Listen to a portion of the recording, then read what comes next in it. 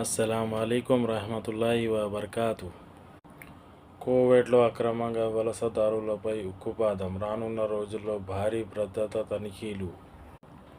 కువైట్లో నివాస నిబంధనలను ఉల్లంఘించి అక్రమంగా నివసిస్తున్న వారిపై, అలాగే చట్ట వ్యతిరేకమైన కార్యకలాపాలకు పాల్పడుతున్న వారిపై రానున్న రోజుల్లో భారీ ఎత్తున భద్రతా తనిఖీలు చేపట్టేందుకు అంతర్జాతీయ మంత్రిత్వశాఖ సిద్ధమవుతుంది. నిబంధనలను ఉల్లంఘించిన వారు ఎక్కడున్నా నివసించే ప్రాంతాలను లక్ష్యంగా చేసుకొని ఎలాంటి లోపాలు లేకుండా ఈ తనిఖీలు నిర్వహిస్తున్నారు.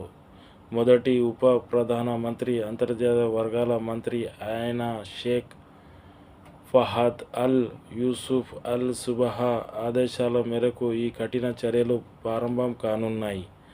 ఈ విస్తృత తనిఖీలలో అంతర్జాతీయ మంత్రిత్వశాఖతో పాటు సివిల్ డిఫెన్స్, మున్సిపాలిటీ, విద్యుత్ మరియు నీటి మంత్రిత్వశాఖ, వాణిజ్య మరియు పరిశ్రమ మంత్రిత్వశాఖ, అగ్ని ప్రమాదక మరియు రెస్క్యూ సర్వీస్ వంటి వివిధ ప్రభుత్వ సంస్థలు కూడా భాగస్వామ్యం కానున్నాయి.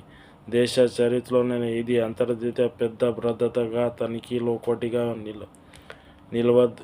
నిలవస్తుంది. ఈ తనిఖీలో పట్టుబడిన చట్ట ఉల్లంఘనదారులను వెంటనే దేశం నుండి బహిష్కరిస్తున్నట్టు డిపోర్ట్ చేస్తారు. పట్టుబడిన వారిని తరలించే ప్రక్రియ పూర్తయ్యే వరకు తాత్కాలికంగా ఉంచడం కోసం వివిధ పాఠశాలలకు హాలును కూడా అధికారులు సిద్ధం చేస్తున్నారు. తాజా గణాంకాల ప్రకారం ప్రస్తుతం దేశంలో దాదాపు 8,000 మంది ప్రవాసులు అక్రమంగా నివసిస్తున్నారు.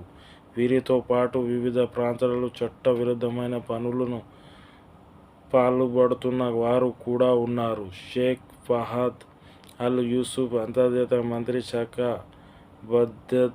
బాధ్యతలను చేపట్టడానికి ముందు దేశంలో దాదాపు 1,50,000 మంది అక్రమంగా నివసిస్తూ ఉండేవారు. అయినా గత 2 ఏళ్లలో ఆయన మంత్రిగా తీసుకున్న సాహసోపేతమైన చర్యల వల్ల ఈ సంఖ్య గణనీయంగా తగ్గింది. ప్రస్తుతం దేశంలో మిగిలి ఉన్న అక్రమ వలసదారులను పూర్తిగా ఏరివేయాలనే లక్ష్యంతో ఆధునిక సాంకేతిక పరిజ్ఞానాన్ని ఉపయోగించి ఈ ప్రకటించిన తనిఖీలను ప్రారంభించబోతున్నారు.